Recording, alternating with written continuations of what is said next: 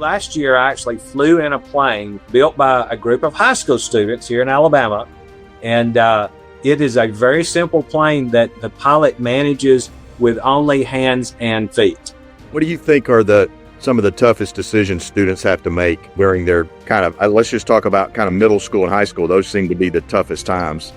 The toughest decision students have to make is to do what's the best for your own future rather than the best for your current situation.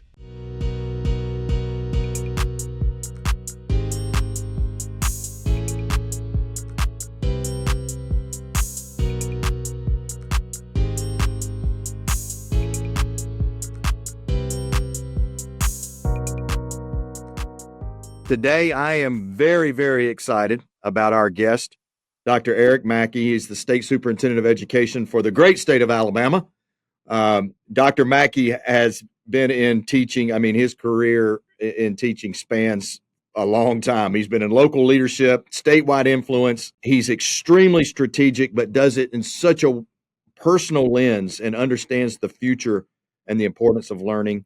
And his work has championed really both academic rigor and character development. And we're going to spend some time talking about how those two work together. So I'm just thankful to have my good friend on here and just a champion for what we're doing and what Maxwell's doing around the country, but more important, Alabama. So Dr. Mackey, welcome, sir. Glad to be here. And thanks for that wonderful introduction.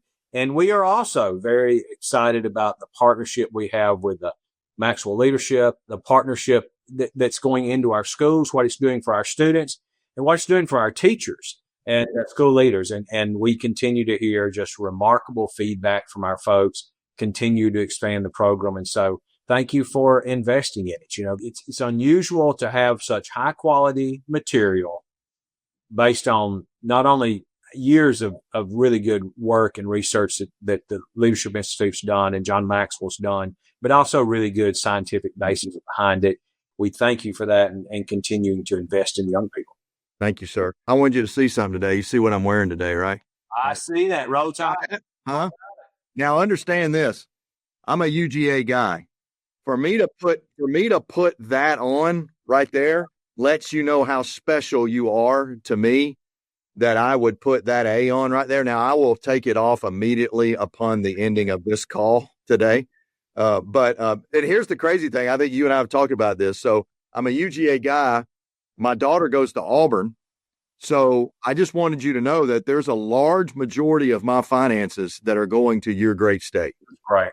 I'm a UA guy. I went to Alabama to grad school 3 times. But I tell my Auburn fans, when I see Auburn friends and fans, and I was actually out of the country a few weeks ago and ran into some Auburn alumni.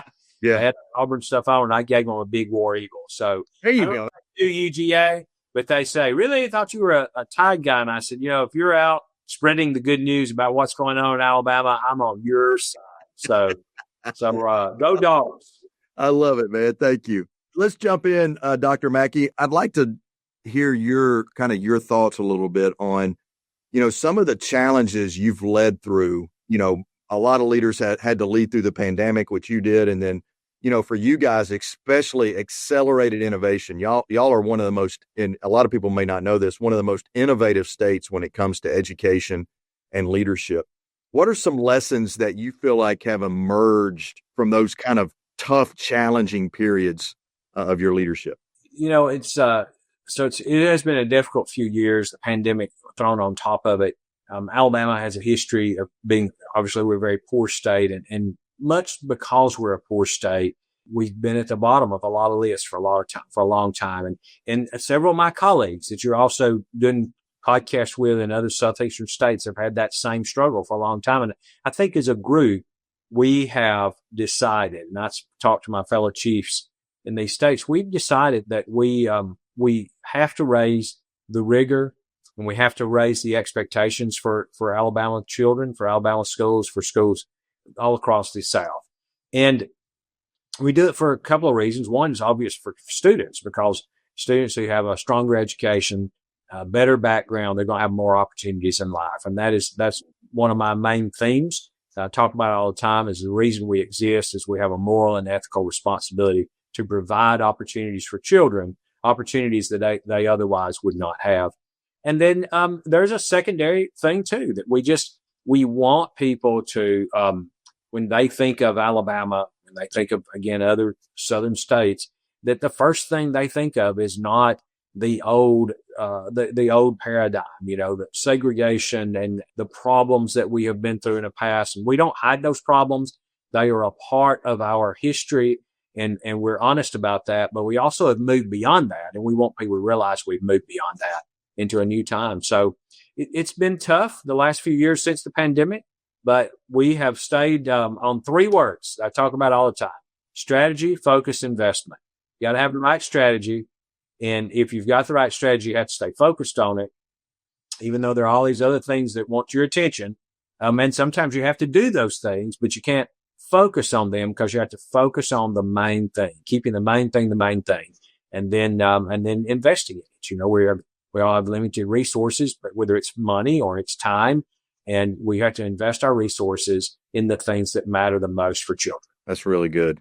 Just the times I've heard you speak and been around you, you really talk about those three words a lot, and I think one of the things that takes a leader from good to great is when they stay focused on what you said, the main things, right? It's very easy to get sidetracked, but when you're building those guardrails like y'all are doing there, it's where you start to see progress. It's not as fast as you want it to be ever, but you do see progress because you're able to stay focused. What are some of the current priorities that you guys are working on in Alabama, Dr. Mackey, to really help push forward student success in that state? So we've been focused on three main things for 8 years, and I'm now in my 8th year as state superintendent here. And it's reading, especially for early childhood, early elementary grades, making sure our students are reading on grade level and above grade level. We talk about reading. We want everybody at a minimum to read on grade level, but we really want students reading above grade level. So we're still focusing on reading. Reading's fundamental. Every student needs to be able to read.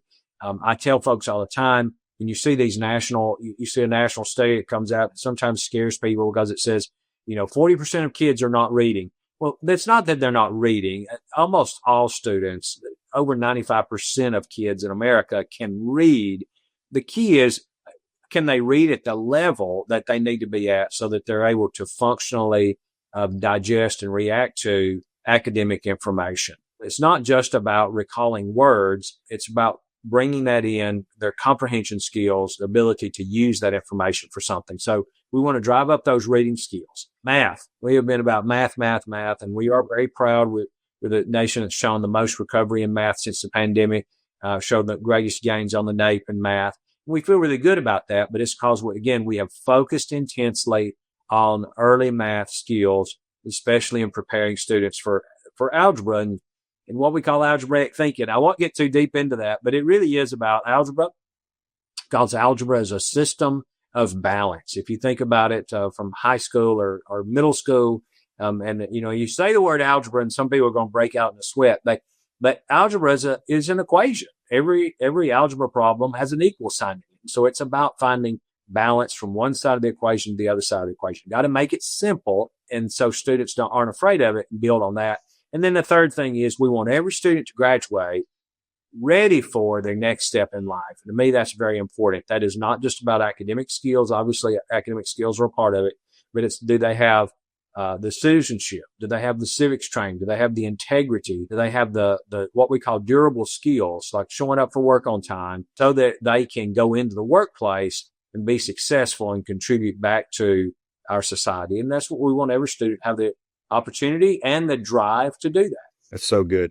You touched on it right there, and it kind of leads me to where I wanted to go with you next. And you guys, again, do a fantastic job under your leadership of kind of holistically thinking about the student, right?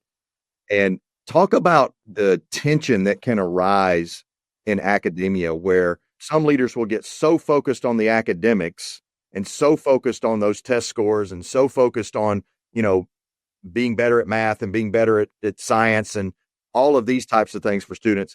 And they won't focus on the holistic approach. So they don't look at character development. They don't look at work readiness, getting them ready for what life will be like when they enter into college. Talk about that tension that exists and how your leadership and how you get your team and your superintendents to manage that? You said the word. So it's really about a holistic approach to helping students develop.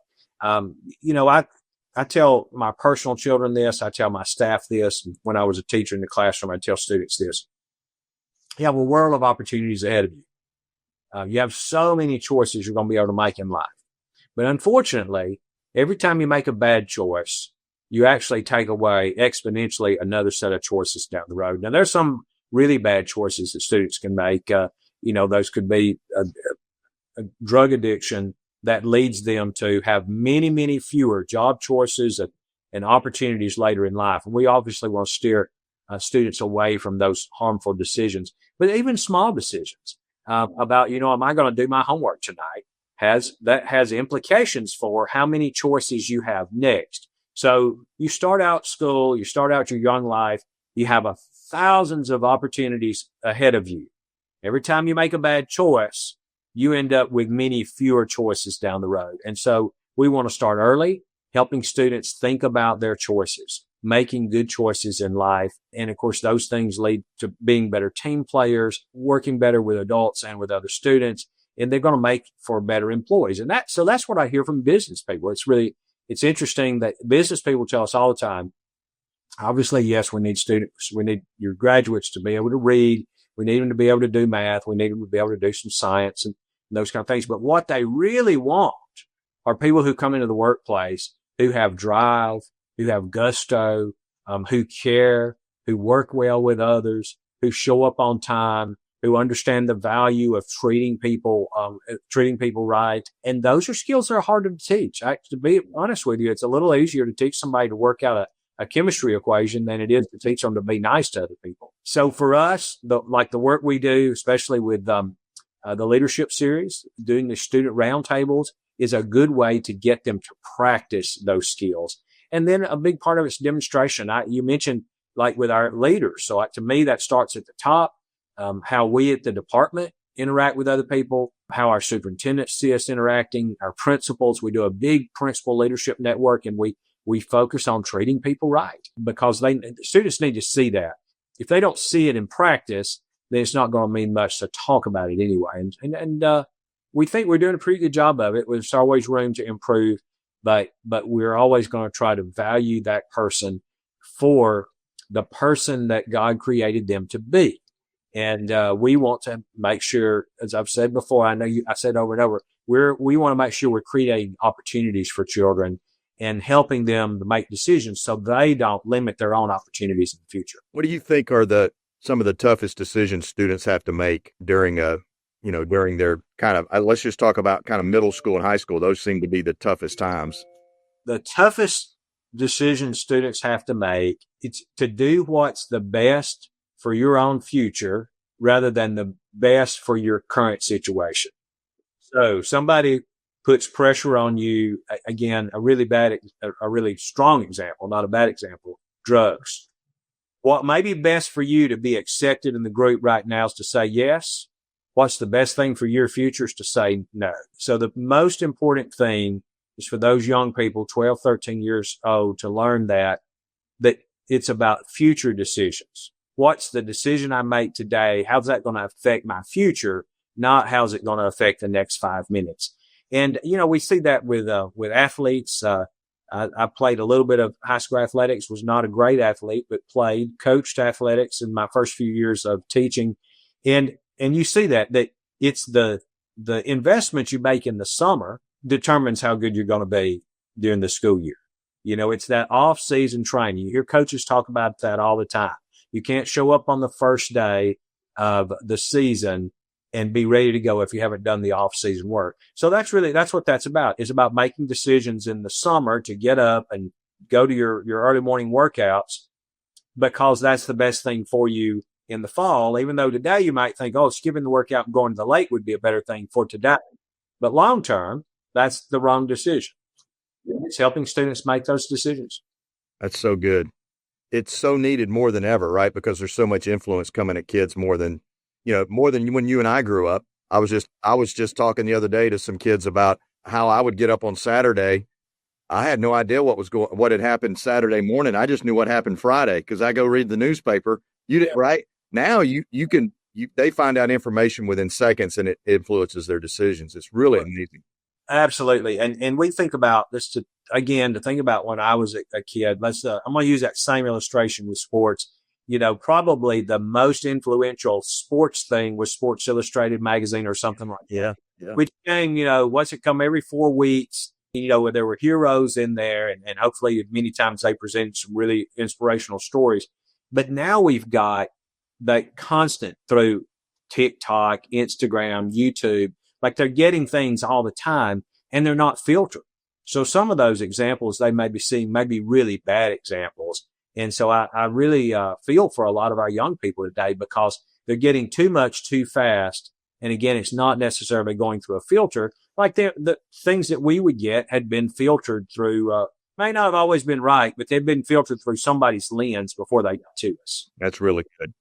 Hey, let's talk a little bit about your teachers and how you help in the state equip your teachers, pour into your teachers to help them navigate leading in the classroom now, because just to that point we just talked about, there's so many outside influences in the life of a student. The teacher, when you and I were going to school, I know we're telling everybody when you and I went to school, listen, you and I are only in our 20s. So I don't want anybody get the wrong idea here. This wasn't too long ago, but when you and I were in school, the teacher carried a lot of influence because, I would look at my teacher or my coach as like the holder of knowledge, real knowledge. And I wasn't going to get that knowledge anywhere else outside that classroom, but from that teacher. But now the teacher's fighting so much outside influence. How do you guys help your teachers navigate that? Well, we do a lot of coaching with teachers. And part of the coaching is academic, obviously a big part of it is, but it's not just academics. It's also about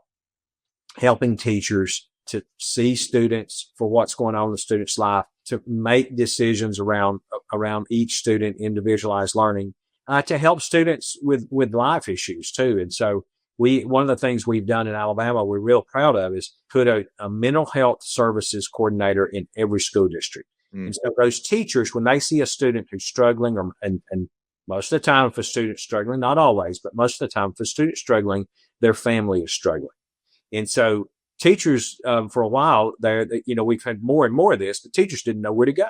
So we've put a mental health counselor, our mental health services coordinator, most of them are licensed counselors in each school district, so that teachers have somebody to go to for some assistance. So whether it's academic coaching, it's coaching in that way, and then offering programs like the Leadership series, so that our teachers can do roundtables and they can help students grow, and the teachers give us all good feedback that they're really growing from those experiences too.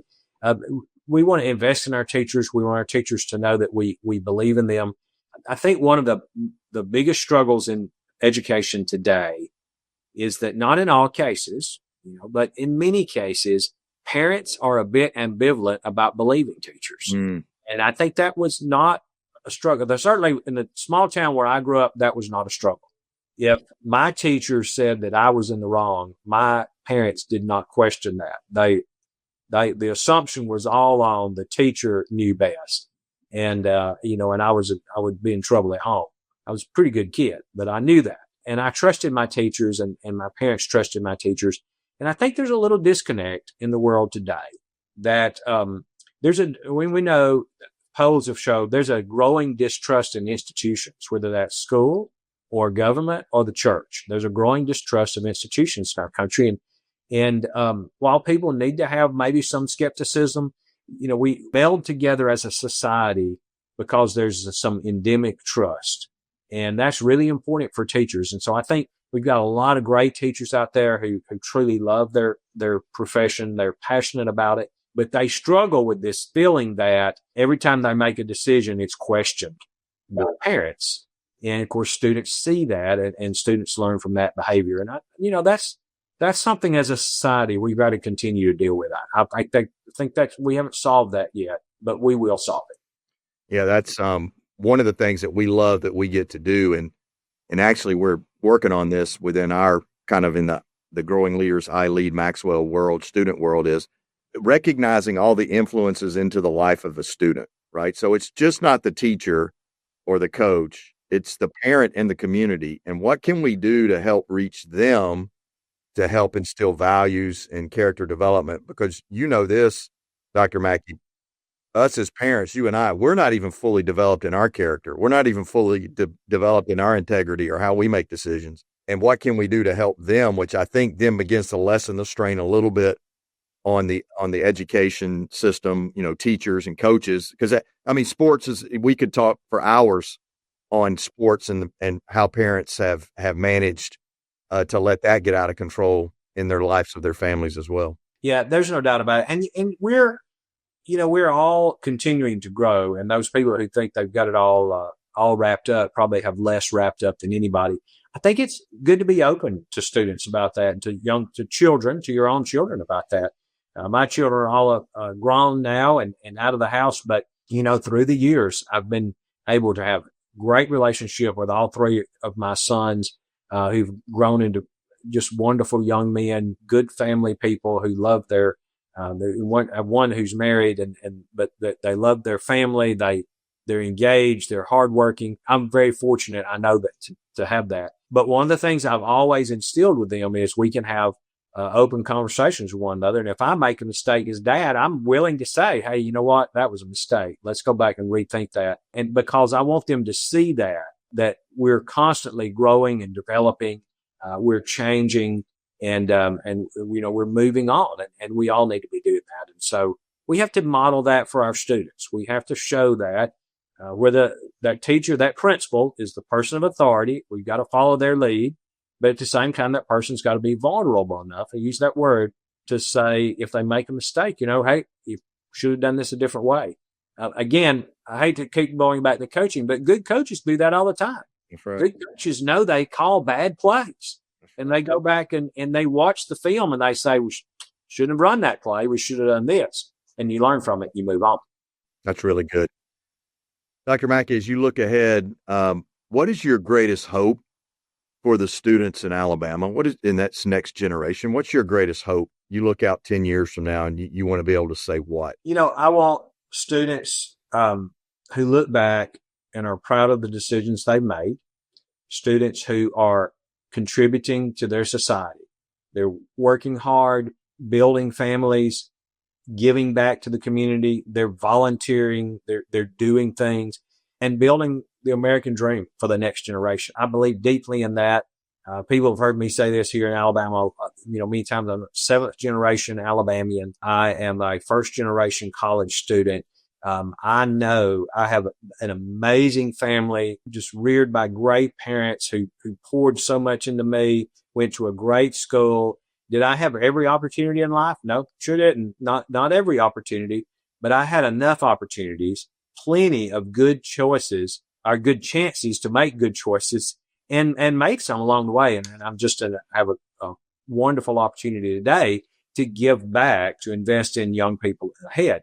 So I feel like my job is to invest in the next generation. My hope for them is that they feel that same obligation to invest in the next generation. We live in the greatest country, not just in the world. We live in the greatest country in the history of the world. And no place in the world has there ever been so much freedom and opportunity provided to a group of people. And yet, as Ronald Reagan reminded us, we're one generation from losing it. Every generation, we have to continue to build on our society and make sure that we hand down a better society to the next generation. That's great. So that's so well said. Just a couple more questions here.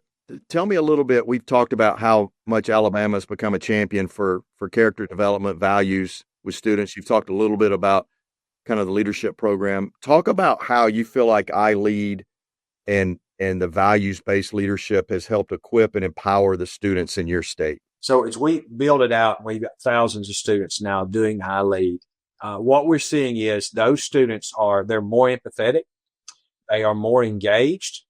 They are more likely to be a volunteer, to have less discipline problems, to work things out, work out issues with their peers rather than letting it bubble up to be a real issue. And so what we're seeing in what I've always believed, and it's proving to be true, is if you can get the character piece right, the academics will follow. And so do students struggle with academics? Of course they do. And that's why we have great teachers and coaches and specialists in our schools. But you can do all the academic if you want. If you don't get the character right, you're going to have problems. If you get the character right, the academic achievement will follow. My only regret is that we can't do more faster. Every student needs to be engaged in this kind of character building task. And, a few minutes now, that's another issue we've had is some teachers, principals have been like, oh, we're so focused on the math and reading. We can't afford to take 10, 20, 30 minutes for character education. But you absolutely can afford to take 10, 20, 30 minutes or more for character education. And you can build it into what you're doing with reading and math too. So I'm excited about it. I'm very bold about the future because I think that our best days are ahead of us, but we have to seize it and make it happen. And doing our iLead roundtables is one of the ways we do that. And I have to say this real quick too. The work we've done with teachers after schools, we've done an iLead roundtable with teachers. We've been doing it quarterly. This last year, we actually jumped it up and did more than quarterly, having a speaker come on, taking an hour out of teachers' time. And I've been able to participate in several of those myself. And I have never gotten a negative feedback. In fact, it's great to go to a teacher conference and people walk up to me and say, thank you for introducing this to us. This has been great for my classroom, and I just get so many good stories out of it. So I know that it's making a difference in the lives of our teachers and in the lives of our students. Well, that's great. That makes my heart happy that you're going to a conference and people are coming up and thanking you and not asking, right? Which is what can happen sometimes. So that's exciting for us. I was talking to the team this morning, telling them I was getting ready to talk to you, and they just told me to let you know there's some more exciting things coming for you guys. So that we're working on. So we're excited for our partnership there. All right. Couple of rapid fire questions to close us out. All right. You don't know these. These are going to be easy. These are softballs for you. Okay. These are softballs. All right. First question. If you had 30 minutes to spend with any leader, alive or dead, okay, who would it be and what would be the one question you would ask them? So, 30 minutes, alive or dead. Man, that's a hard question to answer because there were so many folks out there. But here's who it would be. You're going to be shocked with this one. It would be Teddy Roosevelt. Wow. So I'm a big Teddy Roosevelt fan. He was an amazing leader, but he was an unusual leader because, as you probably know, Teddy Roosevelt had a bizarre childhood because he was very sickly. He grew up really wealthy, so he had all the opportunities that money can buy, but he didn't. But his personal, physical health, he really struggled with. And so he spent many years focusing on building his personal stamina. He famously became a boxer and moved out west and was a cattle rancher because he knew he had to find that balance. He had all the money in the world, but he had to improve himself physically so he could move on. And in the middle of that, he became a very wise person, I think, and was an excellent president, was an excellent ex-president, invested in other people. We find that you look all the way through decades after he was gone, he continued to have an influence on the United States and American politics because of all the young people around him that he mentored, and then they went on to be leaders in the years after. So it'd be, I could get 30 minutes around the table with Teddy Roosevelt, out in Medora. I would even go out to Medora, North Dakota, where he spent some of his young years after his wife passed, and he kind of redeveloped himself. I think that would be 30 minutes well spent. That'd be great. He is an underrated leader.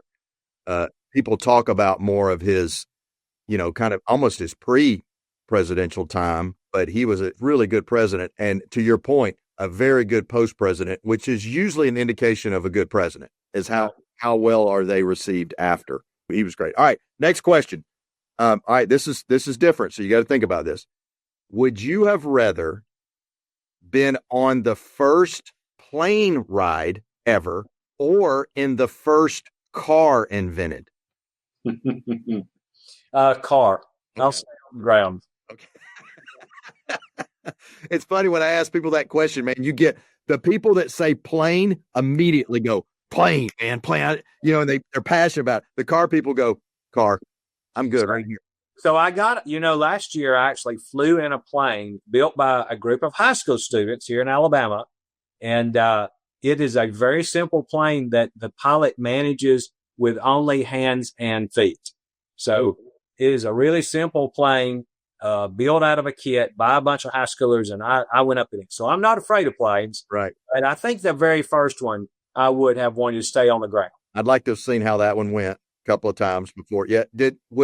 How high did the plane go that the high school students built? So we went about 1,000 feet up and circled around, but the plane can actually go about 10,000. It literally, it is a very low tech plane. Yeah. So you have no air system. So you can't go but so high because of the pressure. You actually have to keep air vents open to keep air flowing in the cabin. So you get much higher than 10,000 feet, the oxygen gets too thick. I don't think. What a cool thing for them to have the superintendent go up in a plane with them. That's pretty incredible right there. All right, last question. This is the South, so football is just around the corner. It's always around the corner. For Alabama to win the national championship, blank must happen. They have to beat 13 other teams.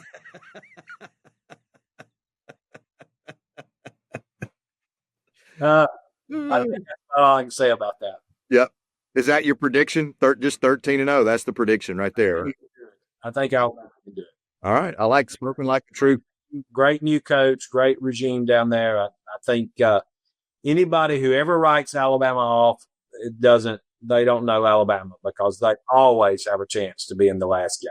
You got that right. Spoken like a true Crimson Tide fan, for sure. Hey, Dr. Mackey, thank you, man. Thank you for your time, taking the time out to be here. We are so thankful for you. I know John, I was just with him a few weeks ago. He talked about how thankful he is of you and wanted to say hey, and he's looking forward to seeing you soon, and which we're all excited about. But thank you for this. Thank you for what you're doing in the state, your leadership in the state for those students and teachers, parents, and how you're partnering with us. We appreciate that so much, man. Thank you for your time today. Absolutely. Thank you. Keep investing in children, and any investment in children is an investment well made. Thank you for what you guys are doing. And thank you, everyone, for joining us. Hope you enjoyed this. You can look up Dr. Mackey. He's all over YouTube. Incredible communicator, incredible leader, and just follow Alabama and all they're doing in education. So thank you for joining us.